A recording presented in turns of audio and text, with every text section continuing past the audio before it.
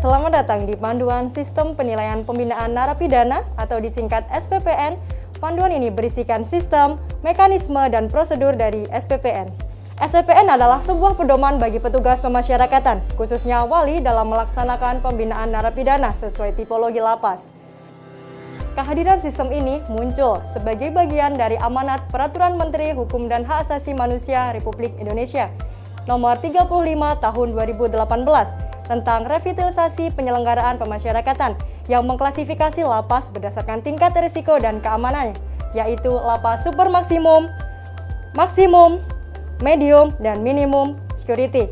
Tujuan dari revitalisasi dan SPPN ialah terselenggaranya penilaian perilaku narapidana yang sesuai dengan kebutuhan individual, serta terselenggaranya penilaian pembinaan narapidana yang dapat diukur dan dipertanggungjawabkan dalam rangka pemenuhan hak narapidana. Sehingga ditetapkanlah Keputusan Direktur Jenderal Pemasyarakatan Kementerian Hukum dan Hak Asasi Manusia Republik Indonesia Nomor PAS 10.OT.02.02 Tahun 2021 tentang Sistem Penilaian Pembinaan Narapidana yang disusun berdasarkan hasil pengkajian ilmiah.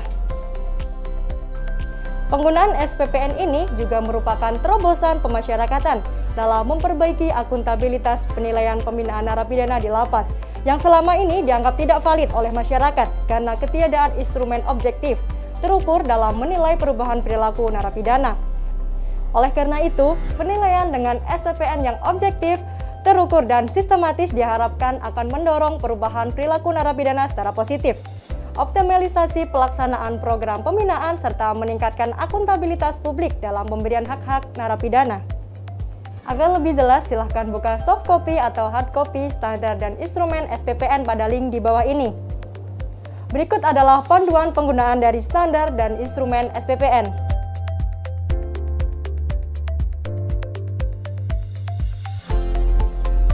Tahap yang pertama adalah persiapan. Petugas harus membaca standar SPPN dan menyiapkan instrumen SPPN sebelum melakukan penilaian. Pada halaman 11 standar SPPN, petugas bisa mengenal 4 variabel penilaian perubahan sikap dan perilaku narapidana yang telah disesuaikan dengan karakteristik masing-masing tipologi lapas, sebagaimana yang diatur dalam revitalisasi penyelenggaraan pemasyarakatan. Variabel-variabel penilaian tersebut terdiri dari 1.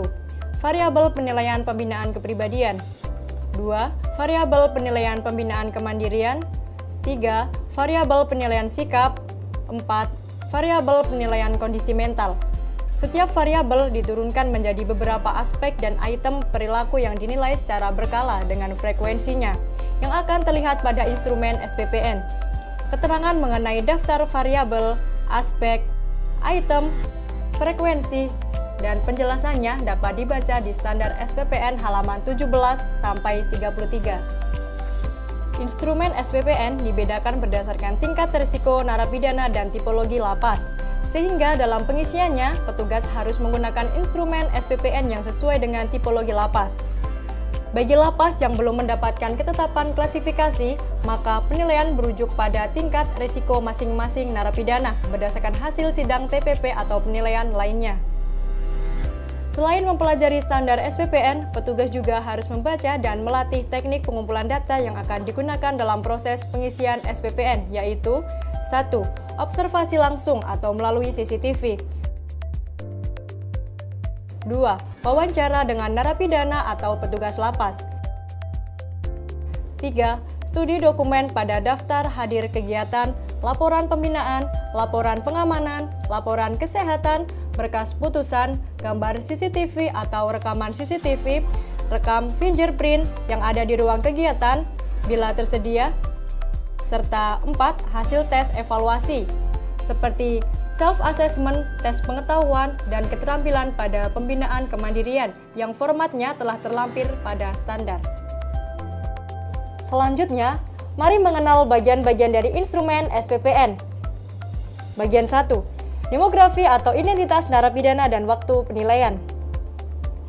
Bagian 2. Kolom penilaian yang terdiri dari 4 variabel. Variabel penilaian pembinaan kepribadian untuk seluruh kategori lapas. Variabel penilaian pembinaan kemandirian untuk lapas medium dan minimum security. variabel penilaian sikap untuk seluruh kategori lapas, dan variabel penilaian kondisi mental untuk seluruh kategori lapas. Terdapat pula bagian pernyataan komitmen untuk lapas super maksimum, maksimum, dan medium security, berupa penilaian terhadap penandatanganan pernyataan kesetiaan terhadap NKRI diperuntukkan bagi narapidana terorisme. Penandatanganan pernyataan tidak terlibat dalam jaringan narkoba diperuntukkan bagi narapidana narkotika. Pada kolom penilaian di setiap variabel terdiri dari: pertama, kolom aspek, yaitu nama kategori dari kumpulan kegiatan yang akan dinilai. Seluruh kategori lapas memiliki aspek penilaian yang sama. Aspek ini juga dapat digunakan bagi seluruh jenis tindak pidana, termasuk bagi narapidana risiko tinggi seperti aspek kemampuan mempengaruhi yang identik dengan perilaku narapidana narkotika, dan aspek ekspresi simbolik yang identik dengan perilaku narapidana terorisme. Kedua, kolom item observasi, yaitu daftar kegiatan yang akan dinilai dari perilaku narapidana yang berbeda-beda di setiap kategori lapas. Ketiga, kolom frekuensi bulanan, yaitu keterangan jumlah minimal berapa kali narapidana harus melaksanakan item observasi atau kegiatan tersebut. Frekuensi bulanan memiliki dua macam, yaitu frekuensi berwarna putih, yang berarti tidak dapat diubah karena kegiatan wajib dilaksanakan oleh narapidana setiap bulannya, dan frekuensi berwarna selain putih, yang berarti frekuensi dapat diubah sesuai pelaksanaannya menjadi 1 jika dilaksanakan, atau 0 jika tidak dilaksanakan. Keempat, kolom penilaian, sesuai tanggal dalam jangka waktu 1 bulan. Terakhir, kolom total, yaitu skor akhir dari setiap item, aspek, dan variabel yang akan terhitung secara otomatis selama 1 bulan. Perhitungan ini telah dirumuskan berdasarkan hasil riset ilmiah. Mekanisme perhitungan skor otomatis ini dapat disaksikan pada standar SPPN halaman 40-41.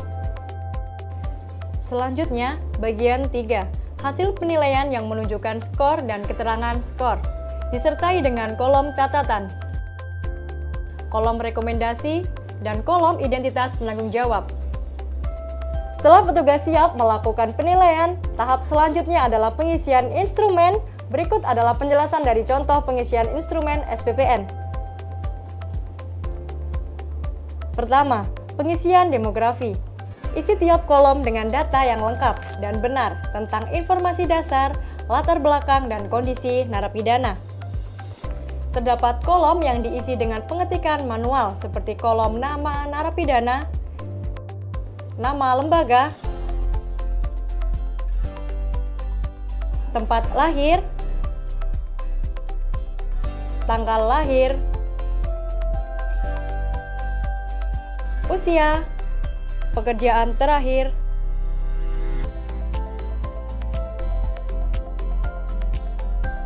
lama pidana dalam bulan, sisa pidana dalam bulan, jumlah residivisme, penyakit yang diderita.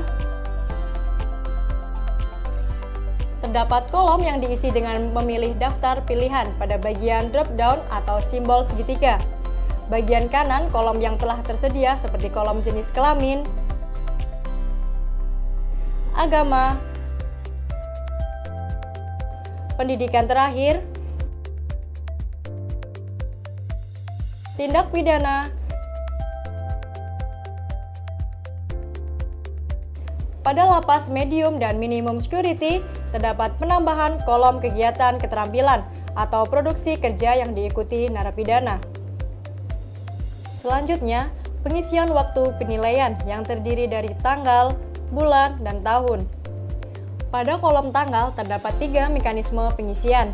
Pertama, penilaian yang dilakukan pada saat penilaian SPPN mulai diimplementasikan, diisi sesuai tanggal dan bulan dimulainya pelaksanaan SPPN tersebut di lapas. Kedua, penilaian yang dilakukan untuk narapidana yang baru masuk ke lapas diisi sesuai tanggal dan bulan masuk narapidana.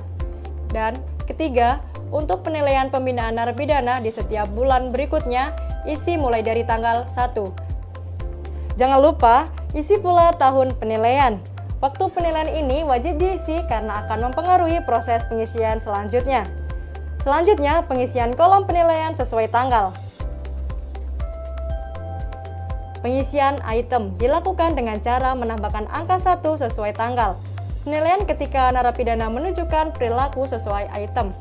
Atau kosongkan ketika narapidana tidak menunjukkan perilaku sesuai item. Perlu diingat, pengisian dilakukan sesuai dengan perilaku yang ditunjukkan oleh narapidana dalam kesehariannya. Jika setiap hari narapidana melakukan kegiatan atau item observasi dan melebihi frekuensi ideal, maka hal tersebut tetap harus dicatat sesuai temuan data. Pada dasarnya, setiap instrumen penilaian memiliki cara pengisian yang sama.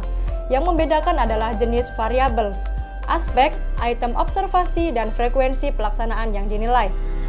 Oleh karena itu, sebelum melakukan penilaian, pastikan untuk menggunakan lembar instrumen yang benar sesuai tipologi lapas dan sesuai dengan standar SPPN.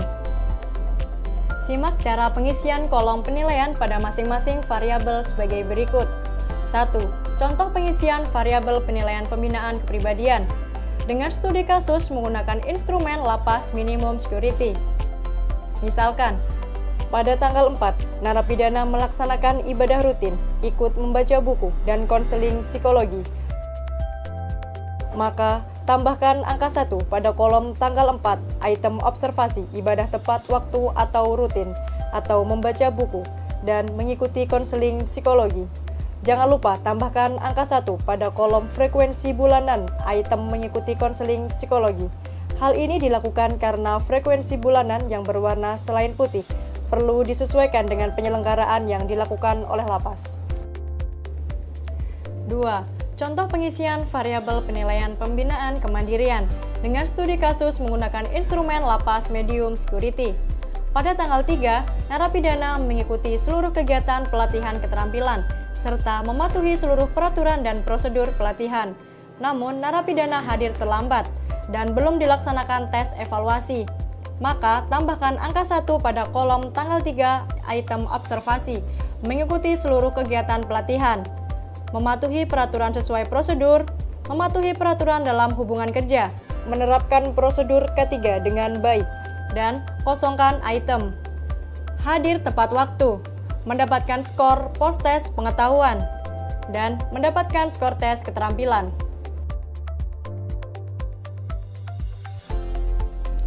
3. Contoh pengisian pada variabel penilaian sikap dengan studi kasus menggunakan instrumen lapas maksimum security. Pada tanggal 2, narapidana terlihat menunjukkan beberapa sikap, seperti pada item mau makan dan minum, maka isi angka 1. Mau menggunakan baju dengan rapi, maka isi 1. Menggunakan baju seragam, maka isi 1. Tidak membersihkan kamar, maka kosongkan. Lapas tidak menyelenggarakan kerja bakti, maka kosongkan. Mematuhi tata tertib lapas, maka isi 1. Mau menjawab dan mengucapkan salam kepada petugas, maka isi 1. Mau tersenyum menyapa dan berbincang dengan petugas, maka isi 1.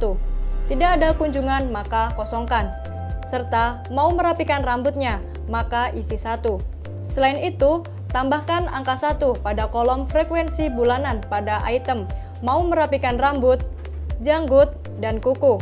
Hal ini dilakukan karena frekuensi bulanan berwarna perlu disesuaikan dengan penyelenggaraan yang dilakukan oleh lapas. 4. Contoh pengisian pada variabel penilaian kondisi mental narapidana dengan studi kasus menggunakan instrumen lapas super maksimum security. Pada tanggal 5, narapidana terlihat tidak bisa tidur, maka tambahkan angka 1 pada kolom tanggal 5 item sulit tidur. 5. Pada kolom pernyataan komitmen, jika pada bulan penilaian, lapas menyelenggarakan penandatangan pernyataan komitmen, maka tambahkan angka 1 pada kolom frekuensi bulanan item dan isi angka 1 pada tanggal narapidana bersedia menandatangani komitmen. Setelah petugas melakukan penilaian dalam 1 bulan, secara otomatis akan muncul total skor setiap item, aspek, dan variabel pada bagian paling kanan lembar penilaian. Rangkuman skor ini juga ada pada kolom hasil penilaian beserta dengan interpretasi skornya. Tahap yang terakhir merupakan tahap pelaporan. yaitu penyampaian hasil penilaian untuk digunakan sebagai pertimbangan dalam pelaksanaan pembinaan, pemberian hak narapidana, dan penyusunan litmas. Pelaporan hasil penilaian pembinaan narapidana dilakukan setiap bulan dengan menggunakan kolom hasil penilaian pembinaan narapidana yang ada pada instrumen SPPN. Pada kolom catatan skor, masukkan keterangan pendukung yang menjelaskan skor akhir, misalnya kronologi dan deskripsi perilaku narapidana selama mengikuti pembinaan dan berinteraksi dengan petugas. Jika ada program kegiatan yang belum diselenggarakan oleh lapas, maka dituliskan di kolom catatan bahwa program tersebut belum dilaksanakan beserta alasan atau hambatannya. Susun rekomendasi yang sesuai dengan kebutuhan dan hasil penilaian narapidana pada bagian rekomendasi. Misalnya, jika ditemukan skor pada variabel kesehatan mental rendah, maka berikan rekomendasi untuk melaksanakan konseling psikologi. Dan jangan lupa, cantumkan identitas serta tanda tangan petugas yang melakukan penilaian. Pelaporan dilakukan secara kolektif oleh lapas dan dikirimkan melalui email di bawah ini. Dengan subjek laporan SPPN, nama lapas, dan bulan penilaian pembinaan. Pelaporan ini dilakukan secara berjenjang, dimulai dari wali pemasyarakatan, kasubsi atau kepala seksi atau kabid pembinaan, kepala lapas, kantor wilayah Kementerian Hukum dan Hak Asasi Manusia melalui Divisi Pemasyarakatan, dan Direktorat Jenderal Pemasyarakatan melalui Direktorat Pembinaan Narapidana dan Latihan Kerja Produksi. Agar penilaian pembinaan narapidana dapat terlaksana dengan optimal, menjadi hal penting bagi pihak-pihak terkait untuk mempelajari dan mempraktikkan SPPN secara mandiri dan bertanggung jawab. Penilaian yang objektif dan terukur terhadap perubahan perilaku narapidana akan memenuhi kebutuhan program pembinaan dan pengawasan yang sesuai, serta sebagai pertimbangan pemberian hak-hak narapidana seperti kunjungan, remisi, asimilasi, cuti mengunjungi keluarga, pembebasan bersyarat, cuti bersyarat, dan cuti menjelang bebas. Dengan demikian, optimalisasi penyelenggaraan pemasyarakatan di bidang pembinaan narapidana akan dapat terwujud. Sekian panduan mengenai sistem penilaian pembinaan narapidana. Mari tingkatkan penyelenggaraan pemasyarakatan yang lebih terukur, objektif, dan pasti.